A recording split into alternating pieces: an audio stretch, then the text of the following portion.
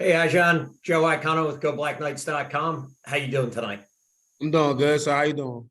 Good. How was practice today?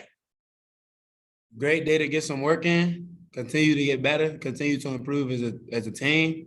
And we just got one goal this week, and that's to go 1-0. Nice. I know how competitive you guys are and how bad you want to win and how bad you want to play to the best of your potential. Clearly, on Saturday against Air Force in the second half, the offense really, really struggled. What do you guys need to do to prevent another performance like that from happening in the future? Continue to be us. Continue to be Army. We can't inflict ourselves, and then we can't. If we do, we can't sit back and harp on the fact that we just did. I think it's just. I think football is a growing sport, and it's a growing season. You gonna have growing pains, and it's gonna hurt. But in the end, you gonna be all grown up, and we gonna reach our full potential. Every game, though, is another opportunity to be successful and continue to get better. I think as an offensive staff, we looked at the film, realized we could do better, and then it's on the Troy. Can't really harp on it too much. And then my final question, Ajan, as you get ready for Troy, as you mentioned, their defensive coordinator, Sheil Wood, is pretty familiar with you guys and your schemes and what y'all do. Being the former Army linebackers coach and co-DC. What are you guys working on? Just like the academies who are super familiar with what Army does offensively. What are you guys working on to maybe I don't want to say like trick plays or changes in scheme or anything like that, but any wrinkles you guys are kind of, that you've implemented in the game plan this week? And obviously you don't have to give me any specifics. I think we just gonna go out and play Army football. Okay. Coach Wood was here last year. Great guy. But we gotta go out and we gotta beat Troy. And whatever that takes, we gonna do what Army does. And we gonna get back on track this week. All right. Thank you, Ajan. Yes, sir. Hey, Ajan, Ken Kreitzer with Cam Vets Media. Good to see you. Hey, Good to tell see us, you too, sir. hey, tell us a little bit about the 31-yard catch you had on Saturday. Looks like you caught it after 6 yards, ran 25 yards. Just tell us a little bit about that play. We needed a play. Right before then, Isaiah Austin, he just had a 27 or 25-yard catch to kind of get the drive, kind of get some momentum going. Came back out, called the play. Jamel dumped it off to me, and then, I just tried my best to get upfield. Anytime I touch the ball, I do want to score, but as many yards as I can get to help the team put them in the best scenario possible. That's basically about it. That's what I did. So nothing too special, just stuff we've been practicing, stuff we harped on, fundamentals, technique, things like that.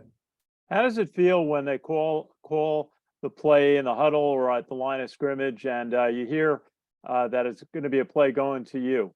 What does that register, and how do you feel? Do you get excited, or is it just executing the play?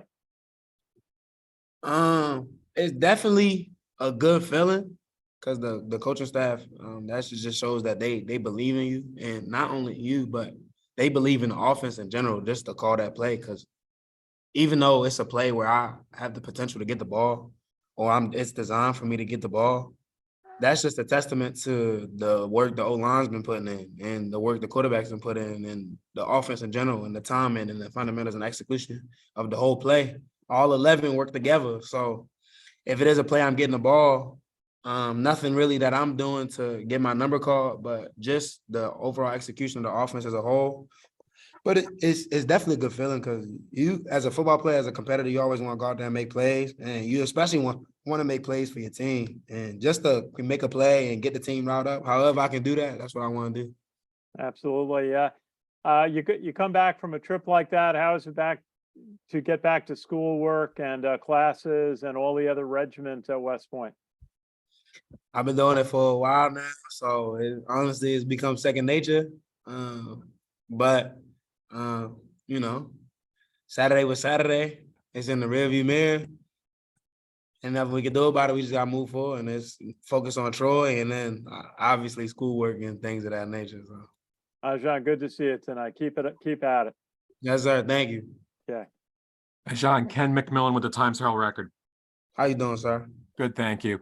John, on that play, by the way, that Kenny was asking you about, was that a set pass play or was that a read off Jamel and you were the best option?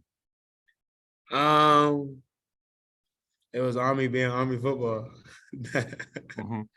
Because I mean, we see the quarterbacks roll out like that, but not often do we see the throw from those rollouts. So that's a nice wrinkle. Yes, sir. All right. As Kenny kind of just mentioned, you had to get back to school and start work again. But are there some games that are just tougher to come back from? You know what I'm saying? Because this was more emotional than other games that you played, and it's Air Force.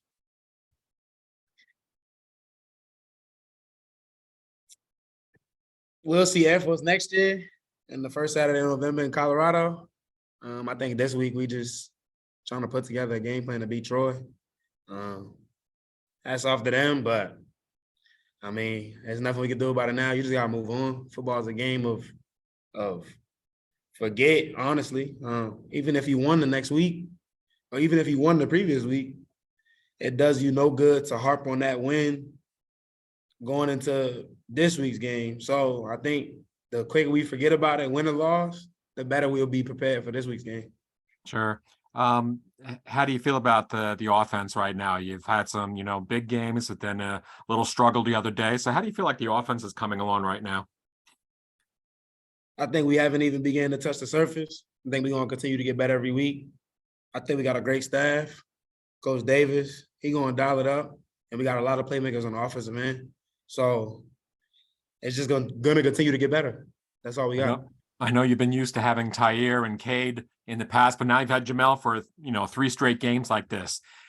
As you just said, is it getting like a better understanding that now that Jamel's 3 games into his starting here? Do you feel more comfortable on what you guys are connecting with? I feel comfortable with all those guys. Jamel, he's been playing since his freshman year here. TT, the last 3 years been playing, and Cade as well. Those are all guys who have won football games here against big-time teams, have made big-time plays, have also all 3 of that done that this year. So I feel comfortable. I've put in work with all 3 of those guys for the past 3 years in the summer and in the offseason and things like that, just working on timing. And I trust each and every one of them to make a play.